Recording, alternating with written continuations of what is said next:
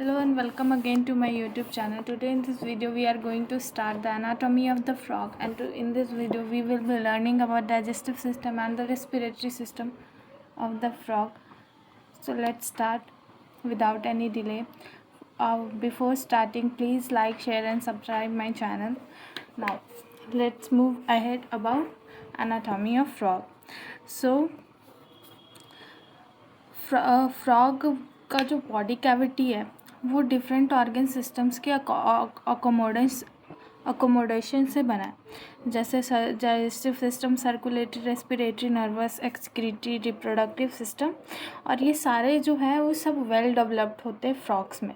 ठीक है, अभी हम लोगों ने कॉकरोच पढ़ा था, कॉकरोच में उतना कुछ वेल डेवलप्ड था नहीं, बट फ्रॉग्स में वेल डेवलप्ड होते हैं सारे ऑर्गन्स, और ये ऑलमोस्ट ह्यूमन से मिलते हैं। इनका जो डाइजेस्टिव सिस्टम है वो बिल्कुल ह्यूमन की तरह होता है। सो ज़्यादा टाइम नहीं लगना चाहिए, आप लोगों ने पढ़ा भी होगा। तो आओ देखते हैं। The body cavity of frogs accommodate different organ system such as digestive, circulatory, respiratory, nervous, excretory and reproductive system with well developed structures and functions.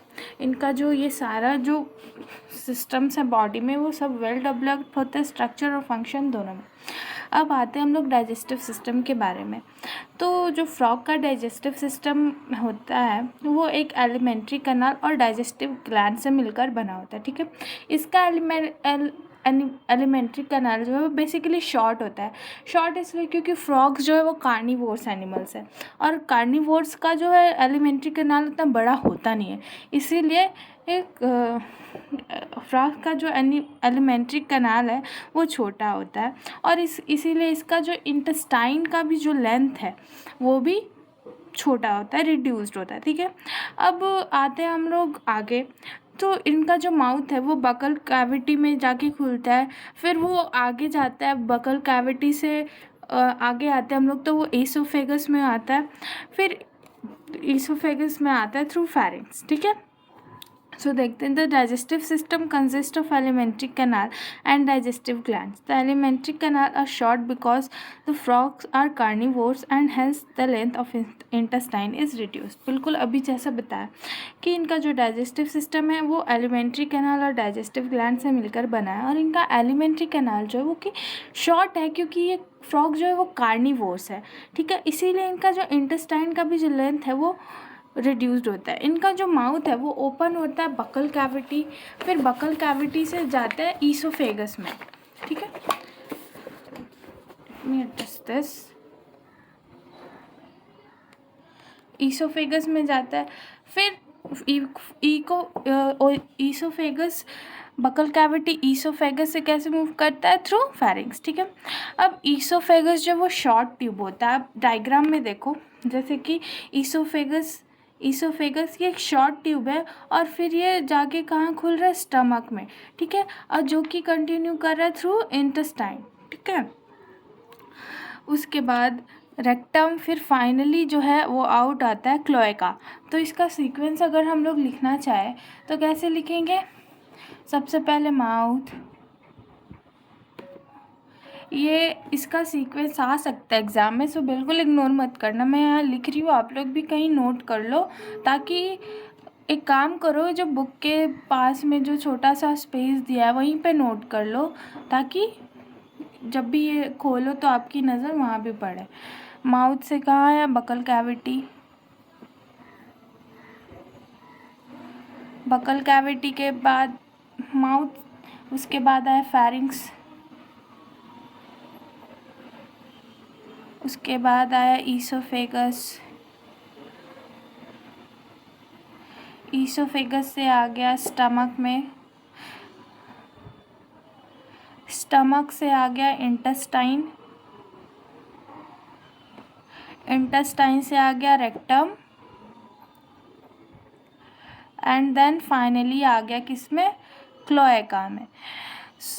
ठीक है, इनका जो बेसिकली जो इनका एलिमेंट्री कैनाल है या डाइजेस्टिव सिस्टम, कुछ भी बोलो, ये ह्यूमन से बहुत ही मिलता जुलता है, सो बहुत ही इजी पड़ेगा इसको समझने में, इसको याद करने में। तो चलो शुरू करते हैं। इसका जो माउथ है वो ओपन होता है, ईसोफेग माउथ जो आता है, फिर माउथ से आता है बकल कैविटी, फिर बकल कैविटी से फेरिंक्स से होते हुए आता है ईसोफेगस। इनका जो ईसोफेगस है वो शॉर्ट ट्यूब है, आप डायग्राम में भी देख लो ये शॉर्ट है, बट हमारा थोड़ा लॉन्ग होता है। और शॉर्ट ट्यूब से शॉर्ट ट्यूब और जो ओपन किस में होता है, फिर ओपन होता है स्टमक में, फिर स्टमक से कंटिन्यू होता है इंटेस्टाइन, इंटेस्टाइन से रेक्टम, और फाइनली जो इसका एक्सक्रीटरी ऑर्गन है वो क्लोएका, फिर वो क्लोएका होता है। अब हम लोग इसके बारे में अब इसका डाइजेशन का प्रोसेस समझेंगे। ये तो हो गया एक ओवरव्यू कि कहाँ कहाँ क्या है। अब हम लोग डिटेल में इसका फंक्शंस वगैरह पढ़ेंगे कि कौन सा ऑर्गन कौन सा फंक्शन को परफॉर्म कर रहा है। Let's see our NCERT book, ठीक है। Mouth opens into buccal cavity which leads through esophagus through pharynx. Esophagus is a short tube that opens into the stomach which in turn continues as the intestine, rectum and finally opens outside by the cloaca. अब हम लोग आगे आते हैं, अब इन सब के functions को देखते हैं, ठीक है। सो ह्यूमंस में अब हम लोग ना इसको ह्यूमन से थोड़ा रिलेट करके पढ़ते हैं, तो ताकि क्या है ईजी पड़ेगा और जल्दी जल्दी याद भी होगा। सो हमारे में भी लीवर का क्या काम होता है। लीवर जो है हमारे बॉडी में भी बाइल सेक्रीट करता है, और बाइल को स्टोरेज का काम कौन करता है, गॉल ब्लैडर। सो यहाँ भी जो है लीवर जो है वो बाइल सेक्रीट कर रहा है, और जो गॉल ब्लैडर है वो उस चीज़ को स्टोर कर रहा है। अब आते हैं पैनक्रियाज पे। हमारा जो पैनक्रियाज है वो भी एक डाइजेस्टिव जूस सेक्रीट करता है, जिसमें कौन सा एंजाइम मिल रहा था, ट्रिप्सिन, ठीक है, जिनके पास डाइजेस्टिव एंजाइम्स है। तो यहाँ भी ट्रिप्सिन तो नहीं बोलेंगे क्योंकि यहाँ कुछ भी मेंशन नहीं किया है। सो यहाँ फ्रॉग के भी डाइजेस्टिव सिस्टम में जो है वो पैनक्रियाटिक जूस कंटेन करते हैं, जिसमें कि डाइजेस्टिव एंजाइम्स प्रेजेंट होते हैं। अब ये बात तो हो गई कि कौन लीवर सेक्रीट कर रहा है बाइल, गॉल ब्लैडर्स को स्टोर कर रहा है, पैनक्रियाज जो पैनक्रियाटिक जूस सेक्रीट कर रहे हैं, जिनमें क्या है, डाइजेस्टिव एंजाइम है, ठीक है। अब ये फूड कैसे कैप्चर करता है ये भी तो जानना इम्पॉर्टेंट है। तो इनके पास बाइलोब्ड टंग है, ठीक है, ये बेसिकली इंसेक्ट्स को खाता है। सो उनको ये कैच कर करके खाता है, जैसे आपने लिजर्ड्स को भी देखा होगा। सो इनके पास एक इस तरह का कुछ ऐसा इनका टंग होता है, बाइलोब्ड टंग होता है, जिनके हेल्प से ये क्या है, फूड को कैप्चर करता है, ठीक है। अब हम लोग आगे आते हैं। अब हम लोगों के बॉडी में डाइजेशन ऑफ फूड किसके एक्शन से हो रहा था, HCl। बिल्कुल सेम यहाँ भी जो फूड का डाइजेशन है वो HCl के एक्शन से हो रहा है, और जो भी गैस्ट्रिक जूसेस सेक्रीट हो रहे हैं स्टमक के वॉल से, ठीक है। अब क्या है, पार्शियली डाइजेस्टेड फूड जो है, जिसको हम लोग काइम भी बोलते हैं, वो पार्शियली डाइजेस्टिव फूड जिसको काइम बोलते हैं, वो स्टमक से पास होके कहाँ पर जा रहे हैं, वो जा रहे हैं first part of small intestine, जो कि है डुओडेनम। स्मॉल इंटेस्टाइन में 3 पार्ट हम लोगों ने पढ़ा था ह्यूमन डाइजेस्टिव सिस्टम में, डुओडेनम, जेजुनम एंड इलियम, ठीक है। तो यहाँ पे कुछ भी मेंशन नहीं किया, यहाँ बस स्टमक मतलब एक पार्ट का दिया है। तो पार्शियली डाइजेस्टेड फूड जिसको काइम बोल रहे हैं, वो स्टमक से पास होते हुए स्मॉल इंटेस्टाइन के फर्स्ट पार्ट में जा रहा है, उसको क्या बोल रहे हैं, डुओडेनम, ठीक है। अब डुओडेनम जो है वो बाइल को रिसीव करता है गॉल ब्लैडर से, और पैनक्रियाटिक जूसेस को करता है सेक्रीट, जिसको हम लोग हिपैटोपैनक्रियाटिक डक्ट बोलते हैं, बट यहाँ पे सीधा सीधा दिया है कॉमन बाइल डक्ट, ठीक है। अब बाइल का काम क्या हो रहा है, बाइल के बारे में हम लोगों ने पढ़ा है कि बाइल का काम है फैट का इमल्सिफिकेशन करना, ठीक है, फैट्स को मतलब छोटे छोटे बॉल्स में तोड़ना और उसको फिर डाइजेस्ट करना, क्योंकि फ़ैट जो है वो डाइजेस्ट करना ईजी नहीं है। सो बाइल का काम क्या था, फैट्स को छोटे छोटे पार्टिकल्स में तोड़ देना, फिर उसका सो यहाँ भी बाइल का काम क्या रहा है, फैट को इमल्सिफाई कर रहा है और जूसेस, ताकि वो हमारे बॉडी में जो भी कार्बोहाइड्रेट प्रोटीन है वो जल्दी जल्दी डाइजेस्ट हो जाए, ठीक है। देखो फाइनल डाइजेशन ह्यूमन बॉडी में भी कहाँ होता है, स्मॉल इंटेस्टाइन में ही होता है। फ्रॉग्स के केस में भी फाइनल डाइजेशन कहाँ हो रहा है, इंटेस्टाइन में हो रहा है, ठीक है।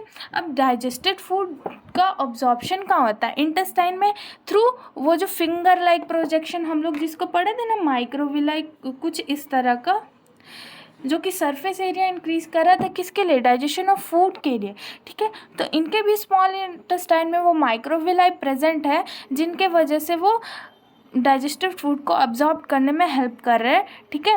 और ये फाइनल डाइजेशन कहाँ हो रहा है, विलाई में, ठीक है। अब जो बच गया, जो कि डाइजेस्ट नहीं हुआ, अनडाइजेस्टेड फूड कहाँ मूव हो रहा है, रेक्टम से पास होते हुए थ्रू क्लोएका। आई होप आप लोगों को अच्छे से समझ आया होगा। अब हम लोग इसको एनसीईआरटी से भी देख लेते हैं, ठीक है। Liver secretes bile in the that is stored in gall bladder.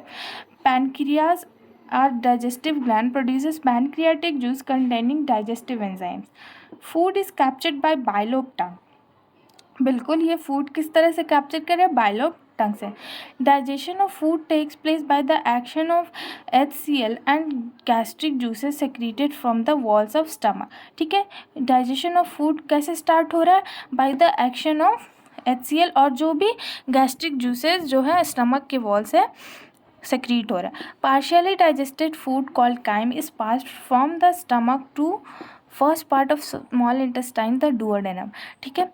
अब जो पार्शियली डाइजेस्टेड फूड है वो कहाँ स्टमक से होते हुए कहाँ पास कर जा रहे, स्मॉल इंटेस्टाइन के फर्स्ट पार्ट में, जिसको डुओडेनम बोलते हैं। The duodenum receive bile from gall bladder. Duodenum जो है वो बाइल जो है वो गॉल ब्लैडर से रिसीव करे एंड पैनक्रियाटिक जूस भी रिसीव करा, कहाँ से, थ्रू कॉमन बाइल डक्ट, जिसको हम लोग हिपैटो पैनक्रियाटिक डक्ट भी बोलते हैं, ठीक है। Bile emulsifies fat and pancreatic juice है digest carbohydrates and protein. Bile का काम क्या है, इमल्सिफाई करना फैट और पैनक्रियाटिक जूसेस से, जिसके हेल्प से क्या है, कार्बोहाइड्रेट एंड प्रोटीन का डाइजेशन हो रहा है। Final digestion takes place in the intestine. Digested food is absorbed by numerous finger-like folds in the inner wall of intestine called villi और macrovilli। देखो डाइजेस्टेड फूड अब एब्जॉर्प्शन का काम किसका है, स्मॉल इंटेस्टाइन का काम है, जिसमें फिंगर लाइक प्रोजेक्शंस है जो कि सरफेस एरिया इंक्रीज कर रहे होते हैं अब फूड एब्जॉर्प्शन का, ठीक है। The undigested solid waste moves to the rectum and passes out through cloaca। अब देखो जो भी बच गया, जो कि डाइजेस्ट नहीं हो पाया, अब वो बाहर आएगा बॉडी से थ्रू रेक्टम से होते हुए क्लोएका तक, ठीक है। So this is our digestive system of frog. अब हम लोग पढ़ेंगे फ्रॉग्स का रेस्पिरेशन के बारे में। Now let's come on to the respiratory system of the frogs. So frogs जो है वो एक एम्फीबियन है। सो ये लैंड और वाटर दोनों पे रहता है। तो जाहिर है कि जब ये लैंड पे रह रहा है तो अलग टाइप से रेस्पिरेशन करेगा, और जब ये वाटर पे तो अलग टाइप से रेस्पिरेशन करेगा। सो इसके पास दो डिफरेंट मेथड्स है रेस्पिरेशन का, first on land and then on water, ठीक है। तो चलो देखते हैं। जब ये वाटर में है तो अब ये रेस्पिरेशन किससे करता है, अपने स्किन से। सो इसका वाटर में मेन रेस्पिरेटरी ऑर्गन कौन सा है, स्किन। और इस टाइप को रेस्पिरेशन जो कि स्किन से हो रहा है उसको हम लोग क्यूटेनियस रेस्पिरेशन बोलते हैं। अब ये स्किन से कैसे रिस्पायर करता है इन वाटर। देखो जो भी ऑक्सीजन डिज़ोल्व हुआ है वाटर में वो इनके स्किन से एक्सचेंज होते हैं बाय डिफ्यूजन, ठीक है। देखो frogs respire on land and in the water by two different methods. In water, skin act as aquatic respiratory organ, cutaneous respiration. Dissolved oxygen in water is exchanged through the skin by diffusion. जो भी dissolve oxygen है water में वो इनके skin से exchange हो जा रहा है, किस मेथड से, बाय डिफ्यूजन। अब हम लोग देखते हैं कि ये लैंड पे किस तरीके से डिफ्यूजन कर रहा है। So let's see. देखो अब जब ये लैंड पे तो इनका मेन रेस्पिरेटरी ऑर्गन कौन सा है, जैसे कि अभी हम लोगों ने देखा कि वाटर में इनका मेन रेस्पिरेटरी ऑर्गन था स्किन। अब जब ये लैंड पे तो इनका मेन रेस्पिरेटरी ऑर्गन है buccal cavity, skin and lungs. मतलब ये लैंड पे buccal cavity, skin and lungs के हेल्प से रेस्पिरेशन करते हैं, ठीक है। अब जब लंग्स से रेस्पिरेशन हो रहा है, हमारा हम भी रेस्पिरेशन वाया लंग्स कर रहे हैं, तो इस टाइप के रेस्पिरेशन को क्या बोलते हैं? पल्मोनरी रेस्पिरेशन, ठीक है।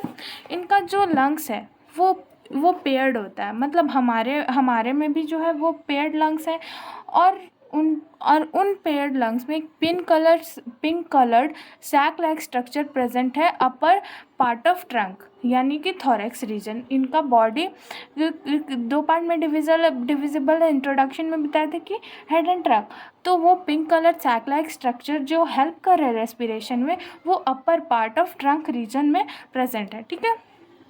अब क्या होता है, एयर जो है वो नॉस्ट्रिल्स के थ्रू अंदर एयर जो है वो नॉस्ट्रिल्स के थ्रू अंदर जाता है, ठीक है। बकल कैविटी, एयर जो है वो नॉस्ट्रिल्स के थ्रू अंदर जा रहा है, फिर वो बकल कैविटी में जा रहा है, और फिर वो लंग्स में जा रहा है, ठीक है।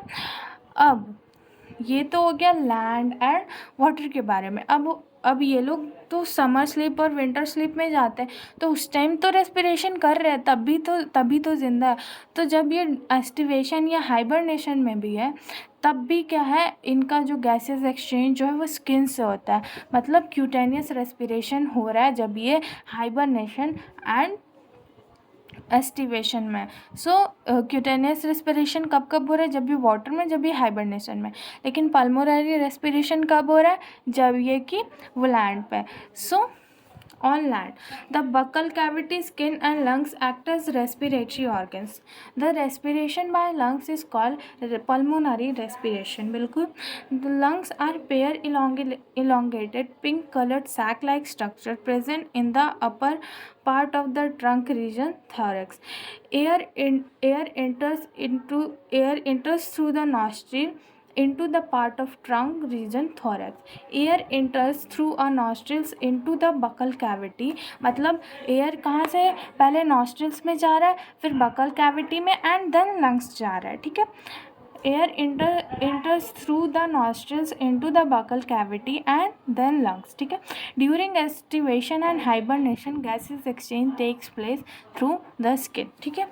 So I will like you that कि ये बहुत सालों से फ्रॉक से क्वेश्चन नहीं आ रहे थे, ठीक है। ये न्यूली एडेड टॉपिक है, सो इसको बहुत ही इम्पोर्टेंट समझ के पढ़ो, क्योंकि ये न्यूली एडेड टॉपिक है। सबको लगेगा ध्यान नहीं देंगे या कुछ भी होगा, इससे क्वेश्चंस आने के चांसेस ज़्यादा है, टू बी वेरी स्ट्रेट, ठीक है। सो इस टॉपिक को ध्यान से पढ़ना, ठीक है। सो हमारा ये पार्ट तो एक्सप्लेनेशन का पार्ट ख़त्म हुआ।